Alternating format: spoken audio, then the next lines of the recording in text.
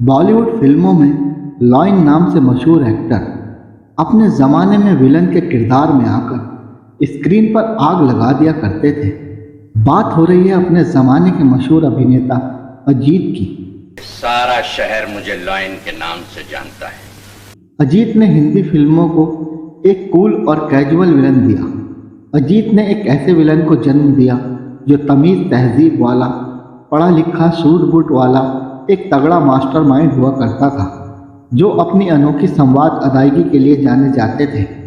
अजीत का जन्म हामिद अली खान के रूप में हैदराबाद शहर के बाहर गोलकुंडा के ऐतिहासिक किले के पास एक दक्कनी मुस्लिम परिवार में हुआ था। ये परिवार पुश्तैनों के बरोजोई कबीले से था। अजीत के पूर्वज हैदराबाद में बसने से पहले अफगानिस्तान के कंधार से उत्तर प्रदेश के शाहजहांपुर चले गए थे। अजीत बचपन से ही हीरो बनना चाहते थे, लेकिन पहले के समय में हीरो हीरोइन को अच्छा नहीं माना जाता था। इसलिए सभी माता पिता की तरह अजीत के माता पिता भी चाहते थे कि उनका बेटा कुछ अच्छा काम करे। अजीत को हीरो बनने का शौक था, तो वे कॉलेज की किताबें बेचकर घर से भागकर मुंबई चले आए। विलन का किरदार अजीत ने केवल फिल्मों में ही नहीं बल्कि असल ज़िंदगी में भी जिया है।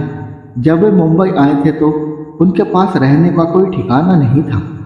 काफ़ी वक्त तक वो सीमेंट के पाइप में रहकर ज़िंदगी गुजारते रहे।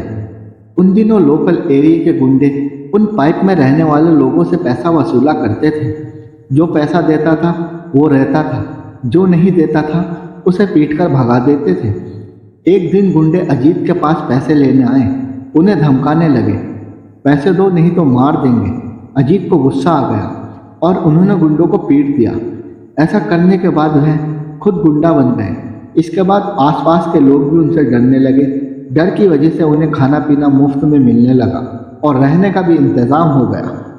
अजीत ने घर तो छोड़ दिया था, लेकिन उनके पास ना काम था और ना ज़्यादा पैसे, जिसके बाद पेट पालने के लिए उन्होंने छोटे मोटे काम करने शुरू कर दिए। साल 1940 में अजीत को अपना सपना साकार करने का रास्ता मिल गया और वो हीरो बन गए। अजीत ने 1940 के दशक में फिल्मों में अपना कैरियर शुरू किया। शुरुआत में किस्मत ने उनका साथ नहीं दिया। उन्होंने 1946 की फिल्म शाह मिश्रा से शुरुआत की, जिसमें उन्होंने गीता बोस के साथ अभिनय किया।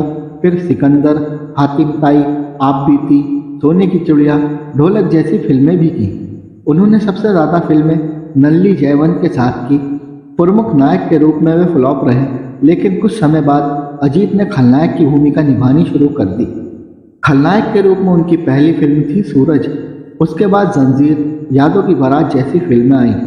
उनकी फिल्मों के कुछ डायलॉग बहुत फेमस हुए।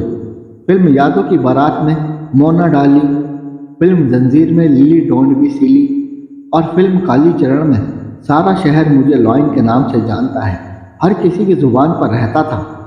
अजीत की अन्य प्रसिद्ध फिल्मों में नया दौर, नास्तिक और शिकारी और बहुत से नाम हैं।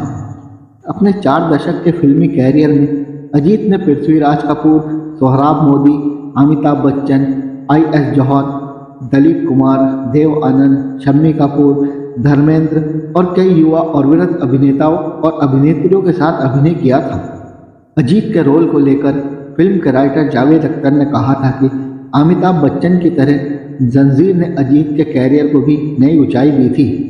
उनके किरदार ने बॉलीवुड में एक नया ट्रेंड शुरू किया था, जिसमें विलन ज़्यादा लाउड नहीं होता, लेकिन उसके पास ताकत बहुत होती है।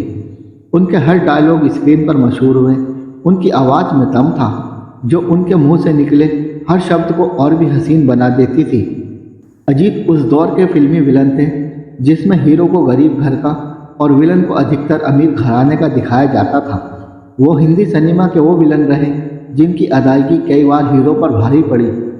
अजीत आमतौर पर दूसरे स्तर के खलनायकों के गिरोह के नेता होते थे, जैसे कि जीवन, प्रेम चोपड़ा, रंजीत, कादर खान और सुजीत कुमार। शायद ही उन्होंने कभी फिल्मों में सवे को कोई गंदा काम करते हुए चित्रित किया था, बल्कि वे इस कार्य के लिए अपने गुर्गों की सेना पर निर्भर थे। उनके पास हमेशा एक समझदार महिला साथी होती थी, जिसका नाम आमतौर पर मोना होता था। साल 1981 में बाईपास सर्जरी के बाद उनकी गुमनामी शुरू हो गई। तब से उन्होंने अभिनय करना बंद कर दिया, लेकिन इंडस्ट्रीज को कोई ऐसा खलनायक नहीं मिल पाया जो उनकी लोकप्रियता से मेल खा सकता हो। 22 अक्टूबर 1998 को 76 साल की उम्र में हैदराबाद में दिल का दौरा पड़ने से उनका निधन हो गया। हिंदी सिनेमा जगत में वो एक ऐसे खलनायक के रूप में रहे हैं जिन्हें आज तक याद किया जाता है।